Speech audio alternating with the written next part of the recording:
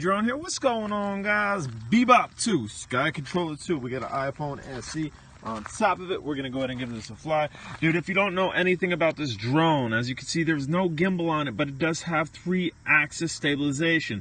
It's EIS, electric image stabilization. Also has ARS, anti-roll stabilization, and it has a 14 megapixel camera with this dope battery on the back of it. You get darn near half an hour flight time. If you guys haven't subscribed, smash the subscribe button. Also, down in the description will be a link to another YouTuber's page. It's my best friend out of public school growing up. He's still a great friend of mine. He's revamping his channel to show you and me how to make some money by kind of thrift hunting. Check out his channel, and if you go over there and you check out his latest video, tell him J Drone sent you.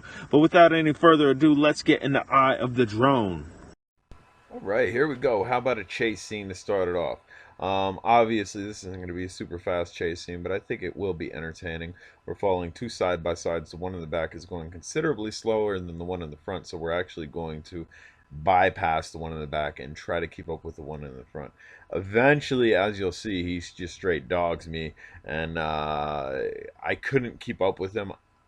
I would assume I might have been able to keep up with him if I changed the stock settings to the Bebop. I know the Bebop 1, you could make the settings pretty darn sporty and the thing would fly pretty fast. I've not adjusted any type of settings on here, so these are just stock flying settings. I think this is fairly entertaining, following this guy out. The next clip after this one will be a mild range run.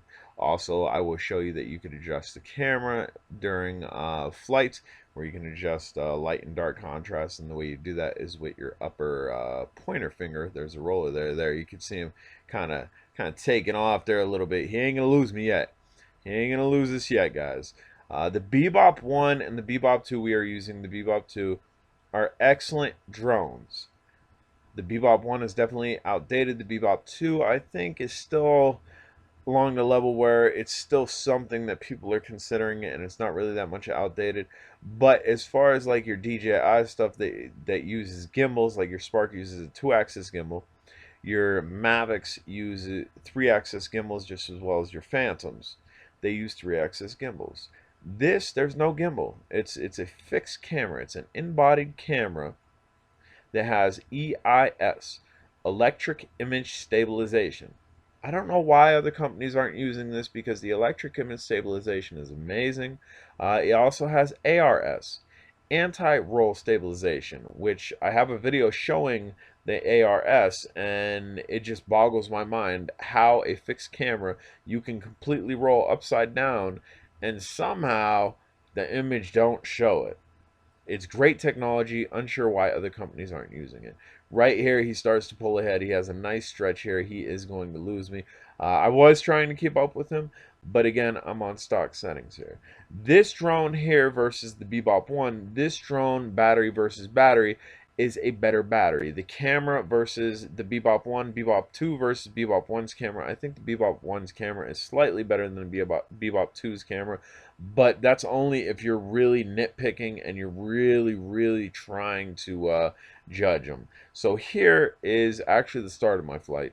Again, we're not showing the entire flight. We're not showing my entire flight. You can see how dark it is. The sun's getting ready to set, but pay attention to the camera. You will see light shift slightly as I go ahead and adjust the camera here.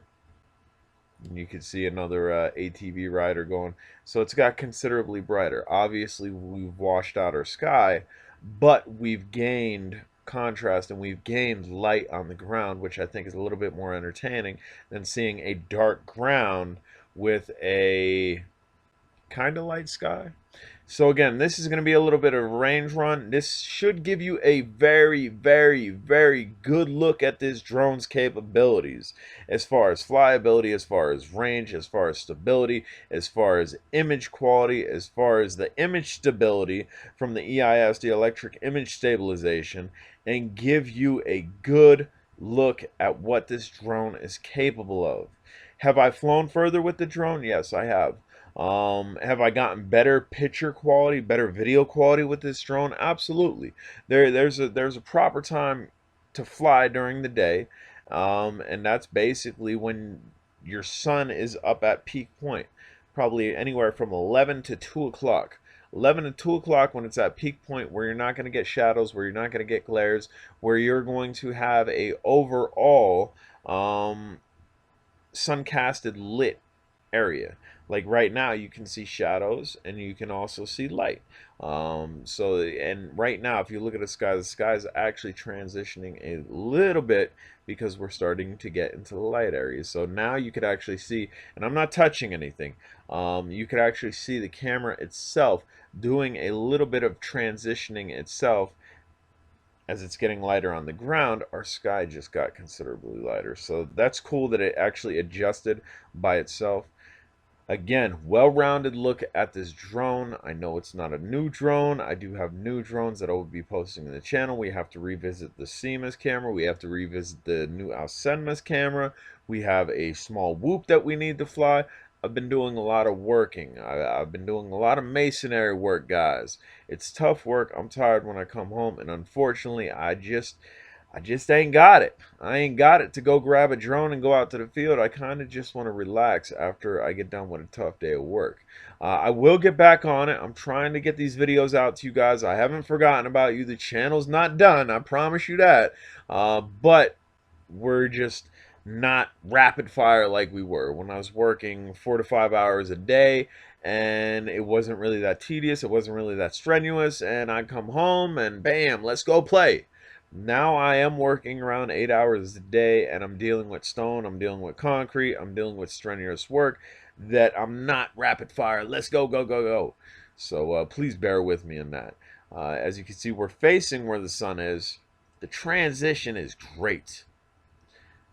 Now you're seeing a glare on the camera. If I had that lens wiped off properly, you wouldn't see that glare. But look at the image quality. Again, you can see upper right corner of the horizon, above the horizon there, where the sun's glaring pretty heavy. Off to the left of that, in the sky we're talking about, you can see a beautiful blue hue. Look at the bottom, look at the water. Look at the water below us. The one we're passing over is dark. The one in front of us is casting the blue off of the sky. And this is a huge, huge pat on the back for this camera. There's a lot of cameras that will not take in all this. There's a lot of cameras that'll focus on something and you'll lose a lot on the ground, or you'll lose a lot in the sky, or you lose a lot right in your main focus, like right in the center. This is doing a great job. And again, it's not prime time to be recording here. Prime time to be recording, like I said, is like around 11 a.m. to 2 p.m. when that sun's up top, where you're not dealing with a side glare like you did see the side glare slightly when we were turning, where you're not dealing with sun all the way to the right, no light on the left, which is what we're dealing with right now. Guys, if you haven't subscribed to this channel, smash the subscribe button. If ever you have any questions, comments, concerns, get on your keyboard, type a little bit, hit return. Let me know. I'll try to get back at you.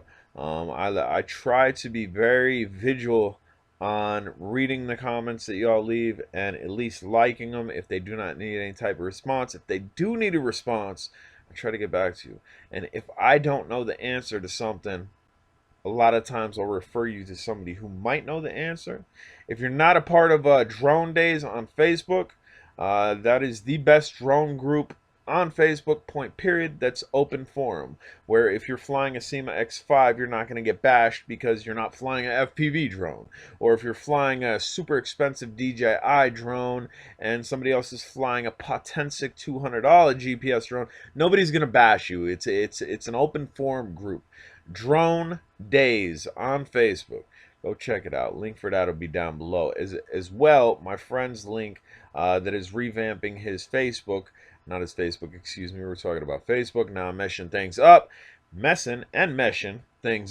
But his link will be down below. He's basically taking his channel and doing like thrift Trevor. Wow, I can't talk. I'm done. Hit end. Cancel. No. He's doing thrift treasure hunting per se and profiting on it and showing people how to do it and showing them the type of profits he's getting.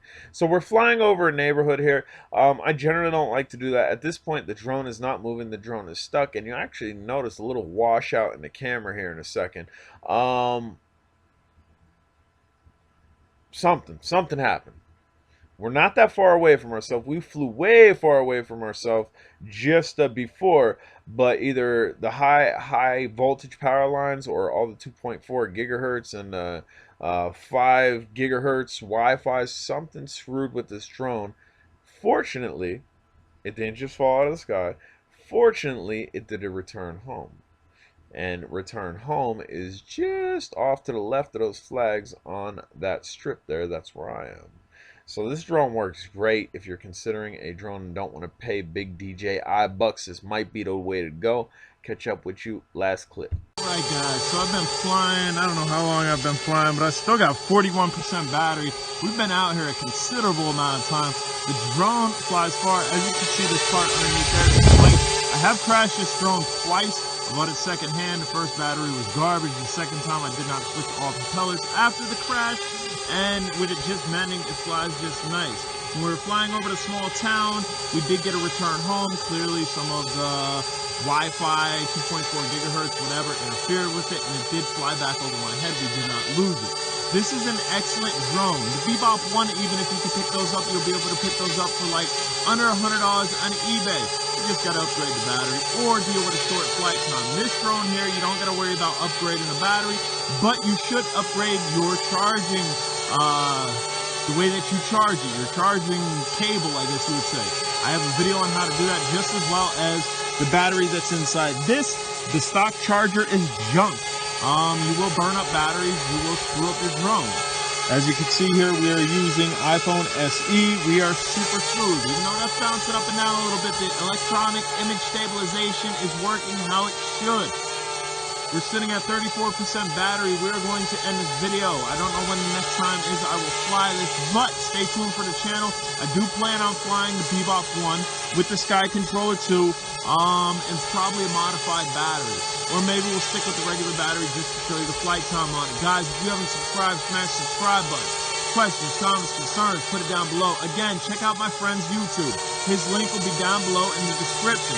Subscribe to him, give him a like. He's revamping his page, showing everybody how to make a little bit of money with a little bit of money.